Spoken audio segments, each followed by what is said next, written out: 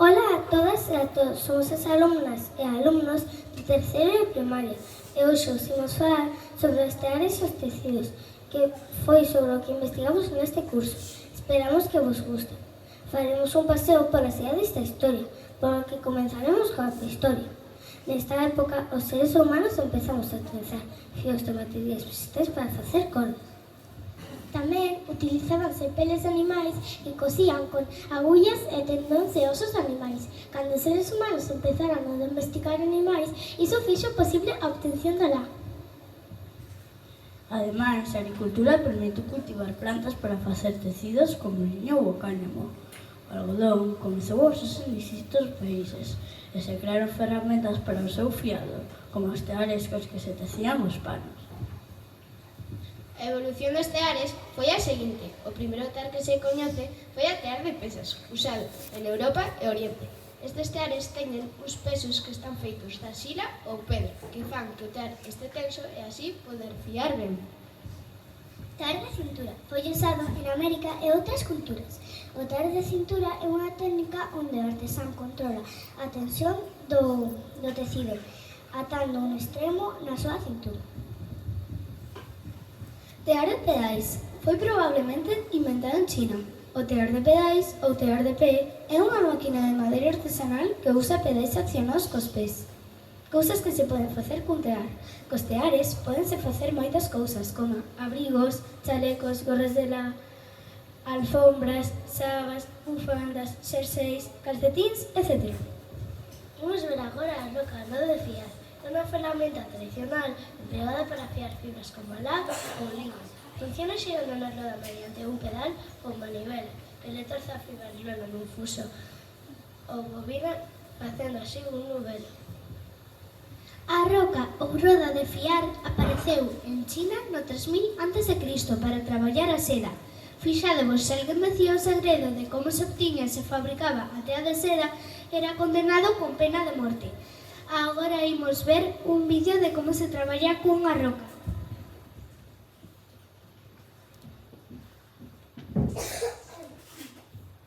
Mira cómo convierte la lana de oveja en hilo.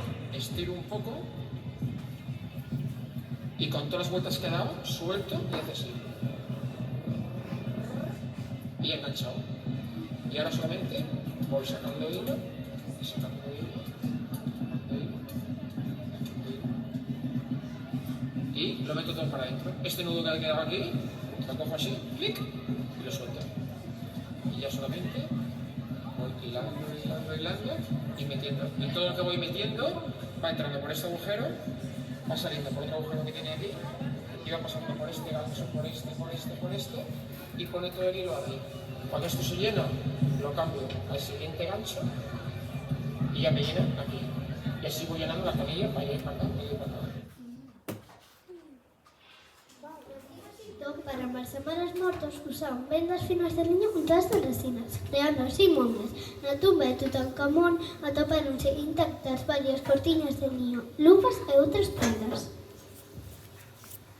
Idade antiga, os cravos usaban o liño para facer os seus traxes. O traxe máis antigo foi o chitón, que se facía de liño e lã. A prenda máis utilizada polos románs era a toga, normalmente feita de lã. Medía uns 6 metros. Si querías bañarte, necesitabas a axuda dun escravo. A prenda máis utilizada polas mulleres era a estola, que medía, que era parecida á toga dos homes, pero máis lixeira. No Imperio Romano, a cor de vestimenta era un símbolo de distinción social. Os escravos e plebeos usaban corte roso e oscuro. Os cidadáns libres usaban cores claros e vivos. O amarelo era usado só polas sacerdotistas e para as bodas. Os lexionarios vestían de cor vermella, a cor do deus Marte. A cor púrpura era máis cara e exclusiva. A cor púrpura escura estaba destinada á realeza. Na Idade Media, entre os séculos 8 e 15, foron importantes os artesáns e os comerciantes de panos. E en España foron moi famosos os panos de Barcelona. Na Idade Media tamén inventouse o botón. Ao principio eran só os olleiros os que os facían con metais preciosos. O uso dos botóns permitiu facer prendas novas cambiando moito a forma de vestir. Nesta época tamén fixéronse moitos tapices, que foron unha verdadeira obra de arte. Un tapiz, un tecido feito a man, no que se reproducen imaxes utilizando fíos de distintas cores. O seu principal uso era para pôr nas paredes en tempos de frío, para que deran un pouco de calor. Págase moito por eles. Na Idade Antiga, na Idade Media, ten grande importancia a la das ovellas castelás. A la merina ten grande importancia porque é moi fina e delgada. Agora imos ver a Idade Moderna.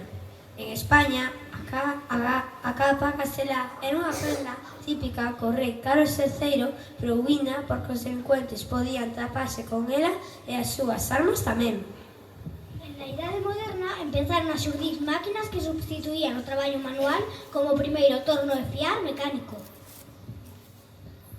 Agora imos ver a idade contemporánea. Nesta época creanse novos tecidos como Gore-Tex, que é un tecido impermeable e cortamento a vez. Tamén tecidos que resisten a luz dos raios ultravioleta do sol. Tamén hai tecidos intelixentes que non se manchan, que se limpan sós ou que non arden. Agora imos ver a evolución do calzado. O calzado máis antigo do que temos rexistro remóntase a aproximadamente 10.000 anos. Os primeiros zapatos estaban feitos de materiais naturais como peles de animais e pelos vegetais.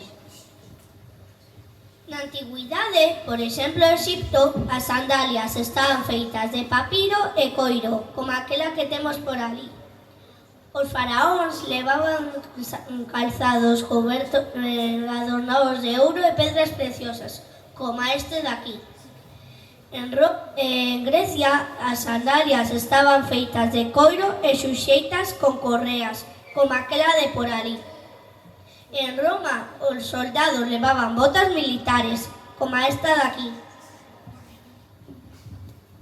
Na Idade Media, homes e mulleres levaban calzados de coiro moi semellantes ás zapatillas, así como as botas. No Renacemento, comenzaron a fabricarse zapatos con distinta forma e decoración. Usábase veludo, seda e bordada. Tamén comenzaron a usarse tacóns.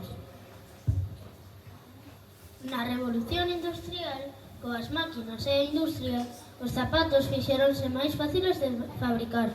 Novos materiais como a goma e os materiais impermeables xurdiron durante este período. No século XX, hubo unha gran variedade de calzado e comezou a ser unha declaración de moda. E agora imos ver traxes típicos dos distintos países. A forma de vestir cambia moito o lugar onde se vive e a cultura que ten. Empezamos cos traxes España. Aquí o traxe sevillano, valenciano, madrileño e o galego, por suposto. Continuamos co resto de Europa, como este Polonia, este Noruega e Alemania. Vemos tamén traxes típicos franceses, italianos e de Turquía. Agora imos ver algúns traxes típicos de Asia, como estes de China, estes outros son de Xapón. Estes son de India, estes son de Indonesia. Nesta imaxe vemos os traxes típicos de Rusia. En esta outra son traxes típicos de Irán. Pasamos agora a ver os traxes típicos de América, como estes de Brasil, Colombia ou Argentina. Vemos aquí tamén distintos traxes africanos, como este, que é da tribu Mursi, ou da tribu Zulu, tribu Masai e tribu Turcana. Por último, imos ver traxes típicos de distintas tribus de Oceanía, feitos con materiais naturais.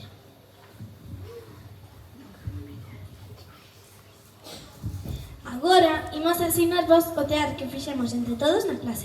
Para facelo, utilizamos la de distintas cores e logo fomos metendo ala por enriba e por debaixo dos fíos facendo tecido. Fixádevos, así é como se fai o tecido, metendo ala un por enriba, un por debaixo, un por enriba, un por debaixo. Así hasta acabar a fila e se queres podes cambiar de cor. Nos trouxémolo co tear incluído para que o vexades. Para rematar, haberá que sacalo da estructura e xa teremos o traballo rematado. Este tear será unha pequena alfombra. Ata aquí a nosa exposición. Esperamos que aprenderades moito e que vos gustará. Moitas grazas a todos e a todas.